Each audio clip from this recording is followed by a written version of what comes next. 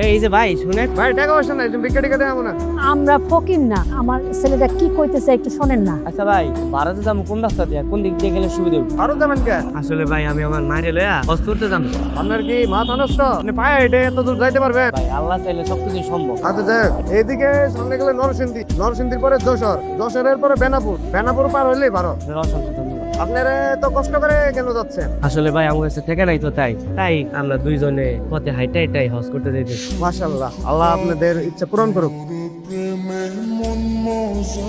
ভাই ভাই কি আপনার? ভাই আমার বাচ্চাটা অসুস্থ, অপারেশন না করলে ভাই বাচ্চাটা পারবো না। আরে আপনি বলে অসুস্থ, নেন ভাই টাকাটা রাখেন, এটা নিয়ে চিকিৎসা করেন। আল্লাহ আপনার মঙ্গল করুক।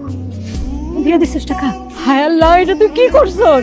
লোকটা তো মিথ্যা কথা কইতে পারে। চল বাড়ি ফিরে যাই। চলো যাইতে পারবো, আমার নিয়ত ঠিক থাকলে আল্লাহ একদিন আঙ্গুরে মক্কা পৌঁছে দিবে। আপনারা হজে যাচ্ছেন না? তুমি কেমনে জানলা? ফেসবুকে একজন ভিডিও দিছে, তাই দেখলাম। কিছু মনে না করলে এই টাকাটা রাখেন। টাকা নি মুখে হজে যায় আমার বাবা মার জন্য দোয়া করবেন। অনেক খুশি হলাম বাবা।